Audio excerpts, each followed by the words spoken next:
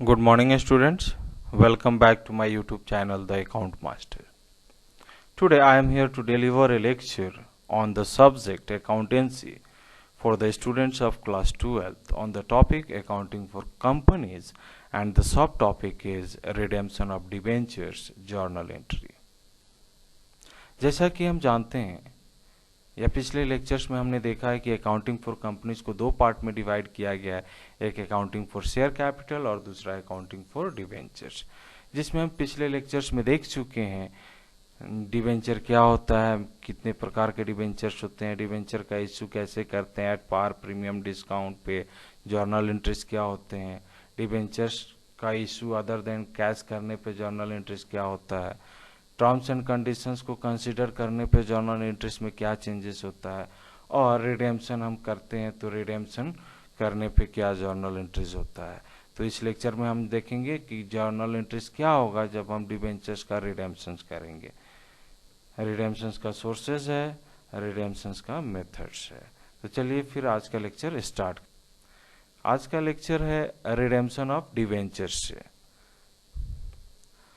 Debentures are the long-term liability of the company which are issued with the term of repayment after a fixed period of time. Such repayment is called redemption of debenture. जैसा कि हम जानते हैं debenture company के लिए long term liability होता है, और जब डिबेंचर इशू किया जाता है उसी समय रिपेमेंट का एक fixed period of time fix कर दिया जाता है, और उस फिक्स्ड टाइम पे जब हम डिबेंचर्स का पैसा वापस करते हैं that process is known as redemption of debentures. Journal entries देखते हैं रिडेम्पशन ऑफ डिबेंचर्स में। दो जर्नल एंट्रीज करेंगे, एक डिबेंचर होल्डर से डिबेंचर ले लेंगे यानी debenture account debit to debenture holders account, और दूसरा डिबेंचर होल्डर्स को पैसा दे देंगे debenture holder account debit to bank account. Process देखते हैं रिडेम्पशन का क्या प्रोसेस है। तो रिडेम्पशन का प्रोसेस को हम इस तरह से समझ सकते हैं कि कंपनी को डिबेंचर रिडीम करने के लिए पैसा चाहिए, तो पैसा कहाँ से आएगा, तो sources of redemption, sources of finance for the redemption of debenture. और तो ये सोर्सेज क्या क्या है, तो fresh issue of shares and debenture, नया शेयर और डिबेंचर इशू करके हम पुराने डिबेंचर्स का पेमेंट कर सकते हैं। दूसरा आउट ऑफ कैपिटल, कैपिटल से हम उनका डिबेंचर वापस कर सकते हैं, या आउट ऑफ प्रॉफिट, प्रॉफिट से हम वापस कर सकते हैं। वापस जब मेरे पास पैसे का अरेंजमेंट हो जाएगा through any of this three sources, तो हम मेथड्स क्या अपनाएंगे वापस करने के लिए। तो चार मेथड्स हम देखे थे।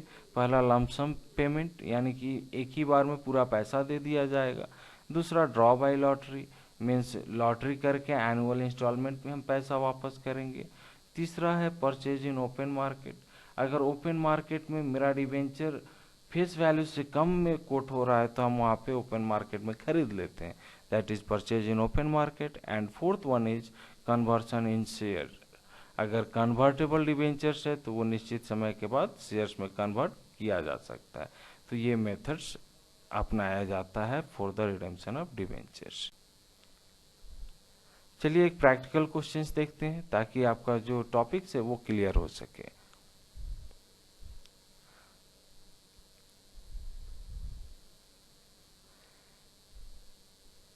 यहाँ पे रिडेम्पशन ऑफ डिवेंचर कर रहे हैं out of profit and lump sum payment, means profit से वापस करना है। सोर्सेज क्या होगा, आउट ऑफ प्रॉफिट, प्रॉफिट से पैसा लाएंगे, और वापस कैसे करेंगे, तो लमसम पेमेंट मतलब एक ही बार पेमेंट करेंगे। क्वेश्चन है on 1 April 2010 Banerjee limited issued 10,000 12% debenture of ₹100 each issued at par and redeemable at premium of 10%. After 5 years, all money dues were duly received. All the debentures were redeemed out of profit. Pass necessary journal entries in the book of Banerjee Limited. तो आपको यहाँ पे necessary journal entries क्या होगा, तो journal entries issue हुआ और redeem हुआ तो दोनों का एंट्री हम पास करेंगे। तो चलिए फिर जर्नल एंट्रीज का फॉर्मेट बनाते हैं। Date, particulars, amount, amount. तो पहला जर्नल एंट्री पैसा मिलने का जर्नल एंट्री होगा, कब? तो 1 अप्रैल को हम डिवेंचर इशू किए तो पैसा मिला, bank account debit to 12%। Debenture application allotment account कितना मिलेगा? तो 10 लाख रुपया।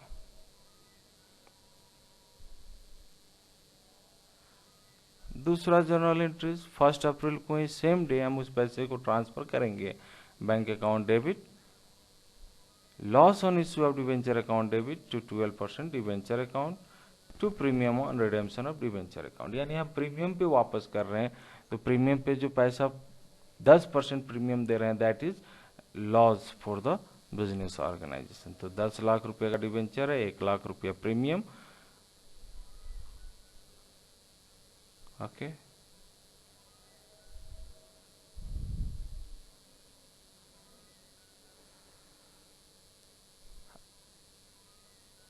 यहाँ पे जो 4 जर्नल एंट्रीज अभी दिखाया जाएगा वो आपके फर्दर लेक्चर्स में वो समझ में आएंगे। फिर भी समझने के लिए, जब हम प्रॉफिट से वापस करते हैं तो हमको डिवेंचर रिडेम्पशन रिजर्व अकाउंट बनाना होता है। तो उसके लिए हम पास करेंगे statement of PL account debit to DRR account debenture redemption reserve account.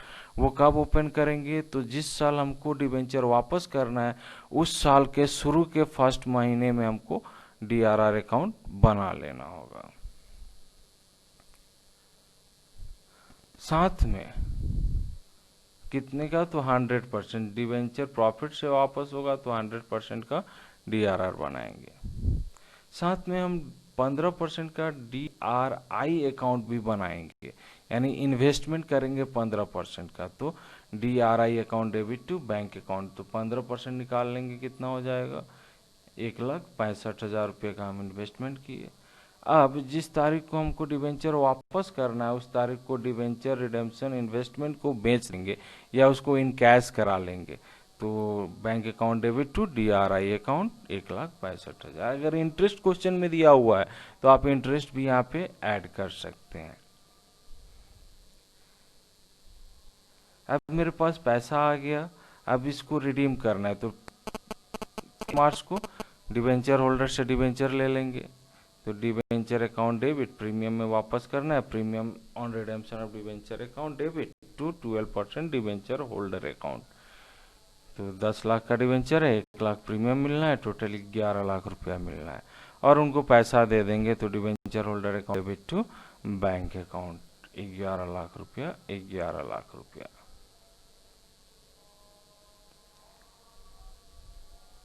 और जब पूरा डिवेंचर वापस हो गया तो जो डीआरआर अकाउंट ओपन किए थे उसके बैलेंस को जनरल रिजर्व में ट्रांसफर कर देंगे, 11 लाख रुपए, 11 रुपये। तो आई होप ये क्वेश्चंस आपको समझ में आ गए। I hope the students will be highly benefited through this lecture. Their queries and suggestions are appreciated. अगर आपको इस लेक्चर्स या वीडियो से रिलेटेड किसी भी प्रकार की डाउट्स हो तो आप डायरेक्ट मैसेज कर सकते हैं, आपके डाउट्स को क्लियर किया जाएगा। Thank you.